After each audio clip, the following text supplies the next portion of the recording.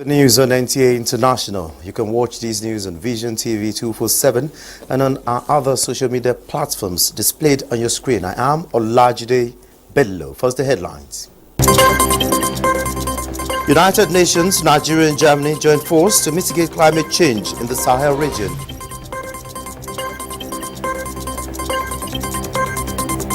Police in Peru raid residence of the president over alleged undeclared assets. Federal government of Nigeria commits resources to revitalization of railway.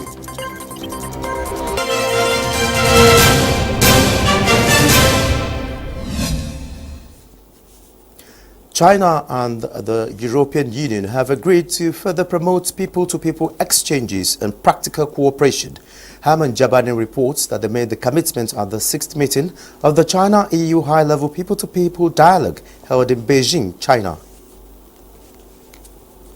Discuss the key role of education in underpinning the transition towards a greener society and the need for more balanced student mobility, which experienced a major setback during COVID-19 period. The theme of this year's dialogue is working together for a greener and more sustainable future.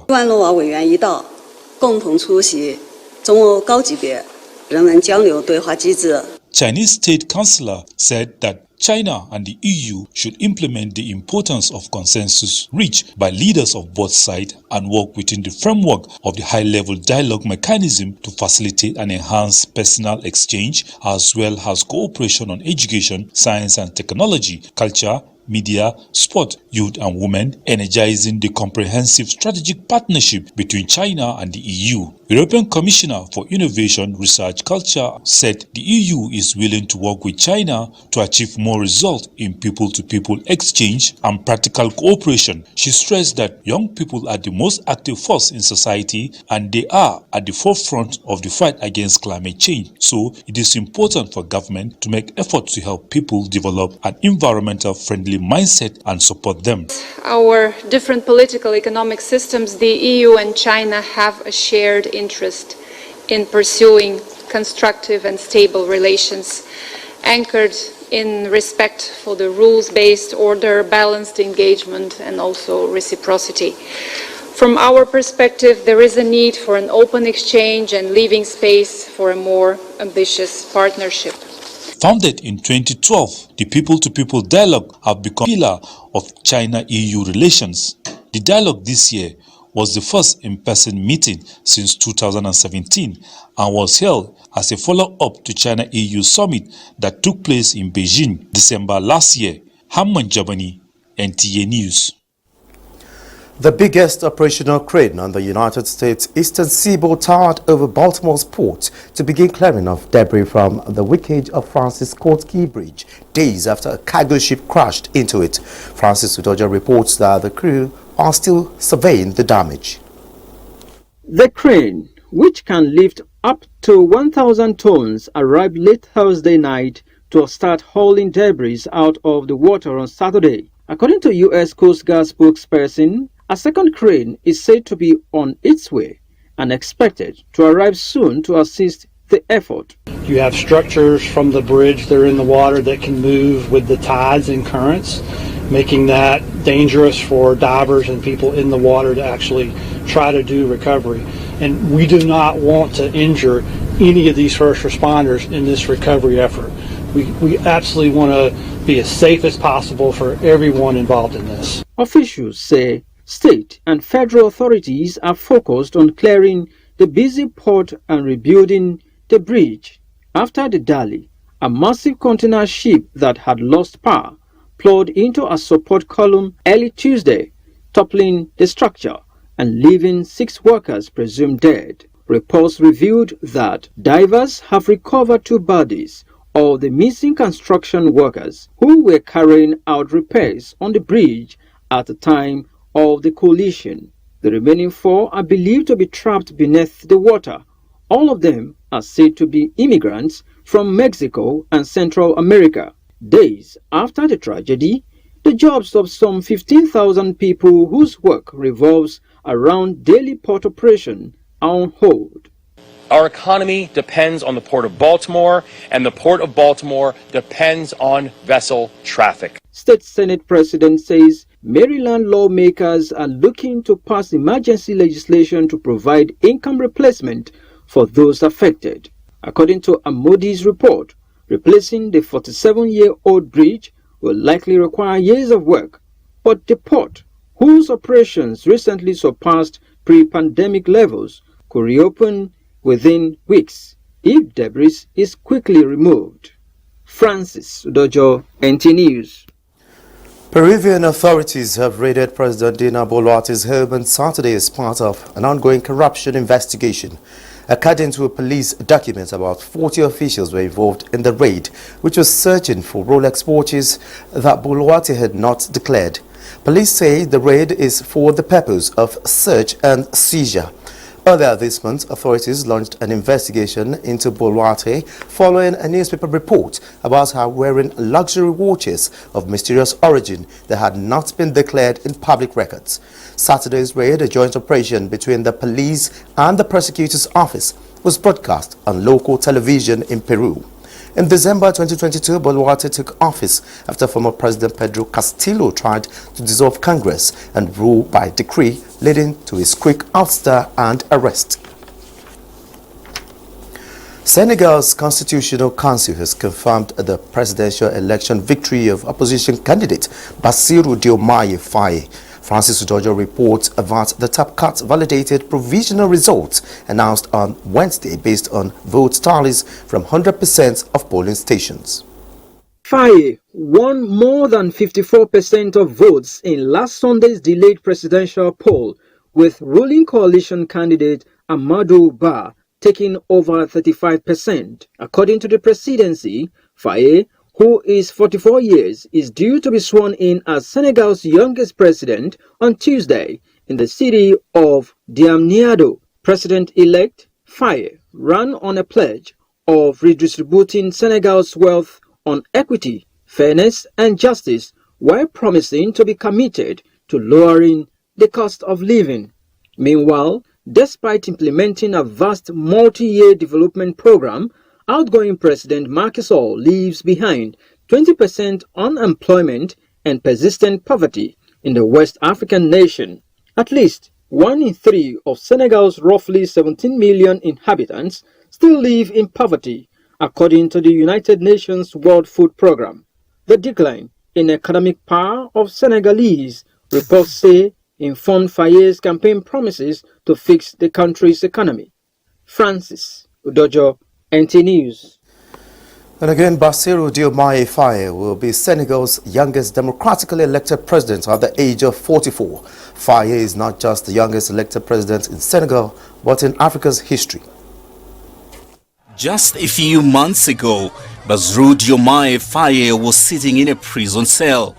He was facing charges of contempt of court and defamation of a constituted body. This followed a social media post where he denounced a perceived injustice within Senegal's judicial system. An amnesty law for political protesters which sought to ease tensions in Senegal secured his release.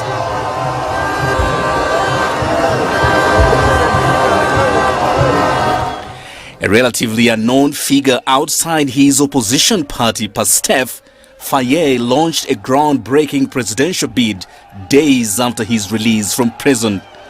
The 44-year-old leader contested the elections as an independent due to the dissolution of PASTEF last July for causing unrest.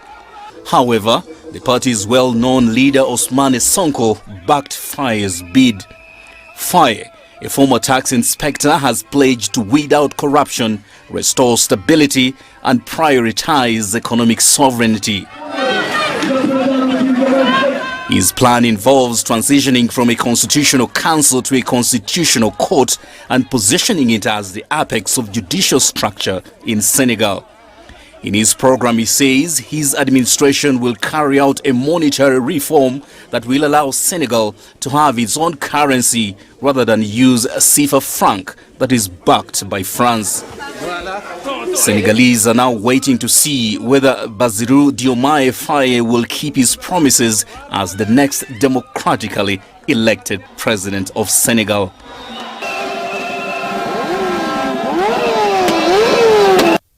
The Food and Agriculture Organization of the United Nations, the Nigerian and Japanese governments are collaborating to provide flood anticipation and mitigation tools towards eradicating hunger in the Sahel region.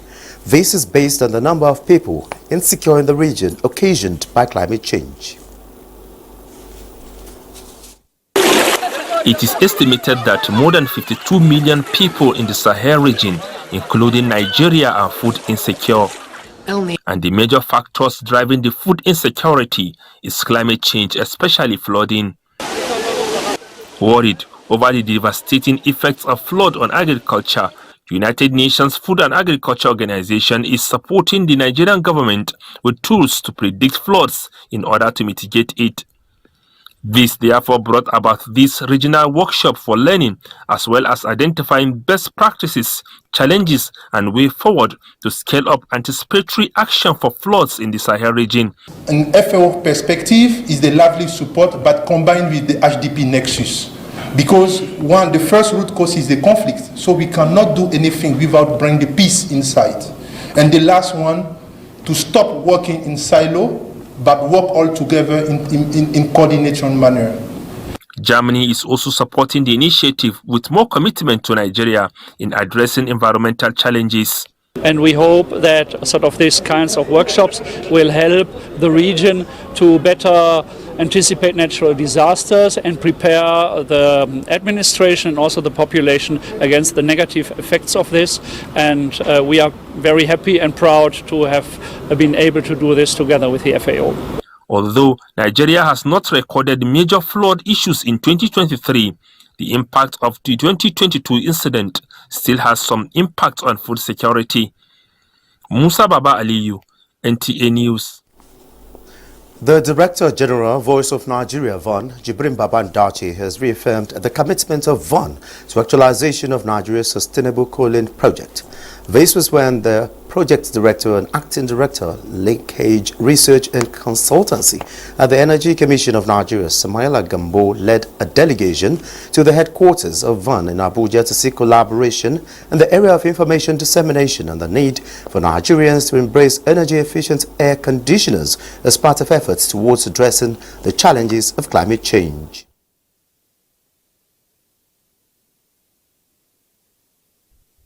That's why I want to come through you people to partner with you to see what area you help us to propagate and make the whole the Nigeria understand about this energy efficient product, using the energy efficient product to cooling system. What we are trying to promote is to promote use of efficient air conditioners in public buildings, in homes, and in schools. Those are the places we know that they consume bulk of energy. I'm happy that Energy Commission has key into this, and you have also decided to also see us as a partner. We are offering our platform now for all your programs and activities.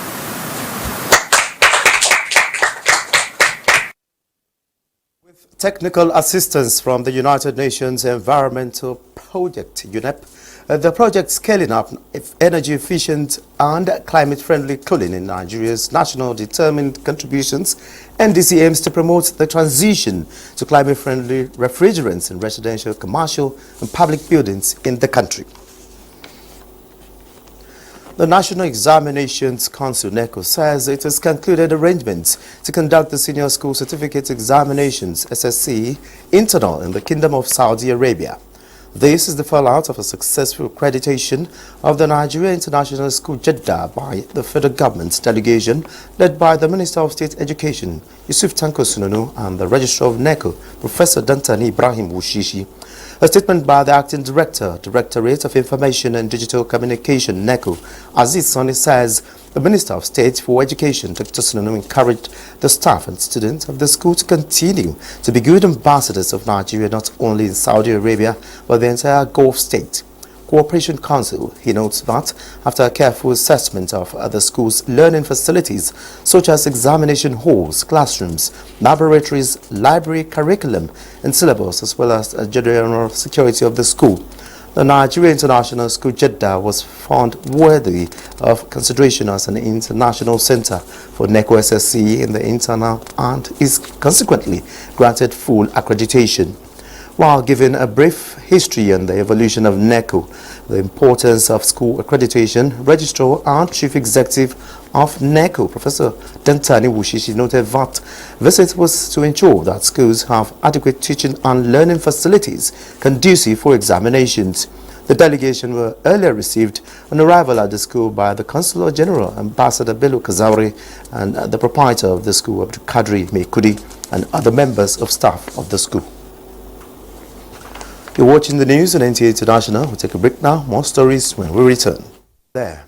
In keeping with the federal government's accelerated efforts at economic development, the National Board for Technology Incubation, NTAi, has activated commitments to push relevant technology research results and innovation in the country to commercialization. The Director General of NTAi, Dr. Patricia Chiku, confirmed this at a workshop focused on technology sourcing and joint research commercialization efforts with academia and industry held in Abuja. Justin Bemuyi reports. So what we did is to come up with a technology that basically produces blocks that has interlocking at the edges and at the top, both horizontal and vertical. And the idea for it is to see that these blocks are laid without mortar. The cost of labor for laying of the mortar is eliminated. The cost of material for the mortar is eliminated. And it makes the work to go faster. You can lay as many blocks as possible. But the good thing again about this technology is that if you want to use it elsewhere, you can remove it without damaging the material. This is just one out of many, a new technology research result on array added to other innovations on NIBRI's shelves. This is not just about NIBRI alone, but also a host of other research institutes, universities and private researchers that are churning out such need-oriented inventions and innovations. But the question is, would such research results aimed at economic development continue to remain on the shelves without being deployed for use? Our technology sourcing have been long overdue for logistics support. The National Board for Technology Incubation, NTAi, says no. The board is re-strategizing with commitments in line with its mandate to ensure that it provides logistics support for the commercialization of innovative tools for economic advancement. In line with this deliberate move, the NTAi is working on technology sourcing and joint research commercialization effort by converging the academia and the industry. There must have to be synergy. You have to work together. You cannot do it alone. For instance, NTAi, without working together with these research institutions, we cannot be able to identify those research and development results that are in those institutions.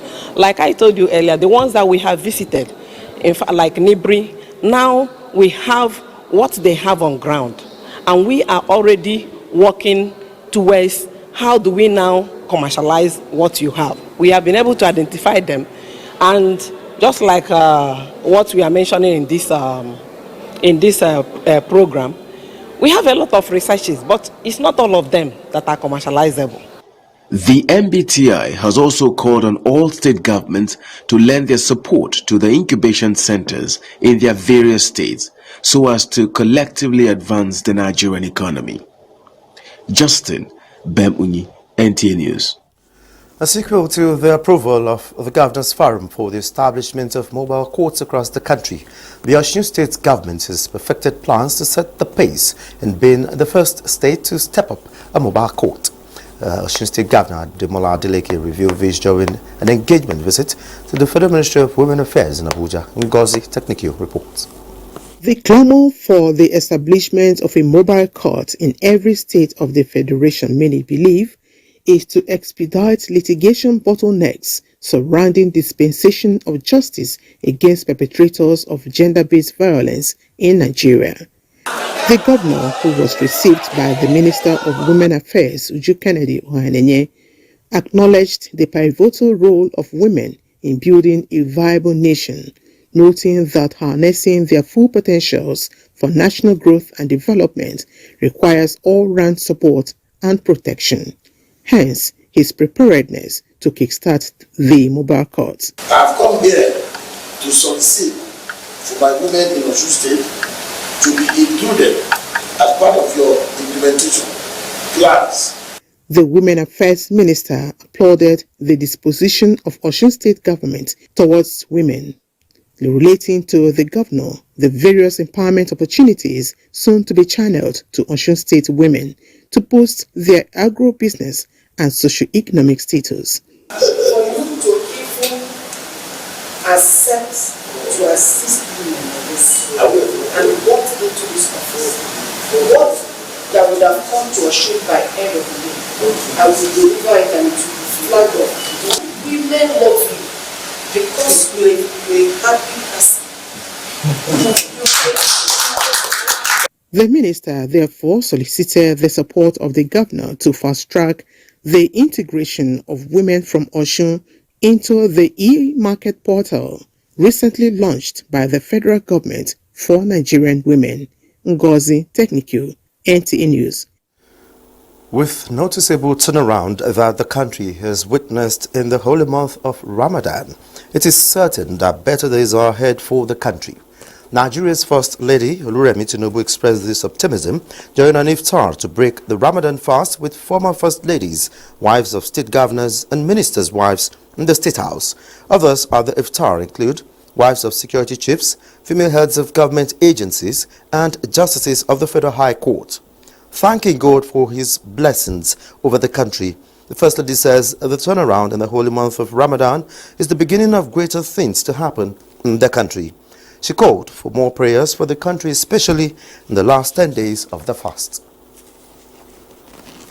The Minister of Transport, Saidu Ahmed Al-Khali, says funds have been allocated and strategic plans implemented to revitalize the country's railway system, which has been in poor state for decades.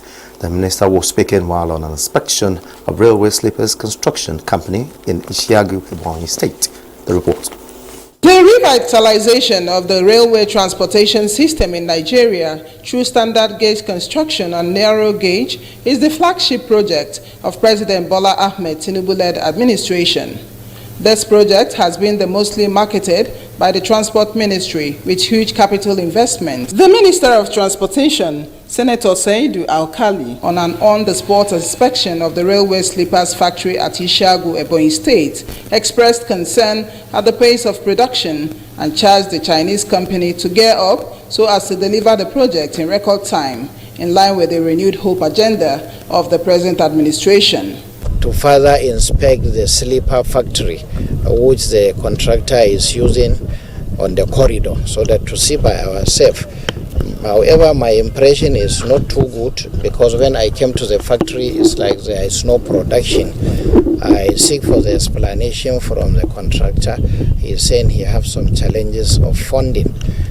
He reiterated federal government's willingness to fund the railway projects, as it will play a huge role in the socio-economic development of the country. What we intend to do from Port Harcourt, we make progress to Enugu, and from Port Harcourt we try to see how we can link Port Harcourt to One and Port Harcourt Port, so that we start freight from Port Harcourt to Aba, being one of the major commercial centers in the southeast. The railway project, on completion, will open up the hinterlands, provide impetus for foreign and domestic trade, agricultural and industrial development, as well as stimulating rapid urbanization. In Enugu, Chinenye Nwoye, NTA News. The federal government has expressed commitment to ensure the takeoff of operations at Port Harcourt Aba Rail Service in April 2024. Minister of Transportation, Senator Saidu Ahmed Al-Khali, made this known after inspecting Port Harcourt Aba railway tracks reconstruction. Kingsley Amajiri reports.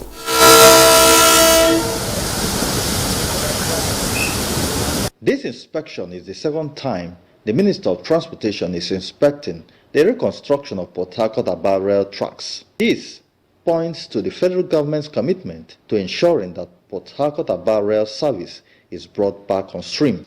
Though the initial March timeline is no longer feasible owing to technicalities, the minister says the government is resolute to bringing succor to the commuting public. The last time I was here, they said March, but because of some exigencies and technicalities of the work, hopefully we may extend it to April. Do you know when somebody has given you a deadline and the deadline didn't really work, of course you have a dismay why he has failed the deadline he has given you ab initio.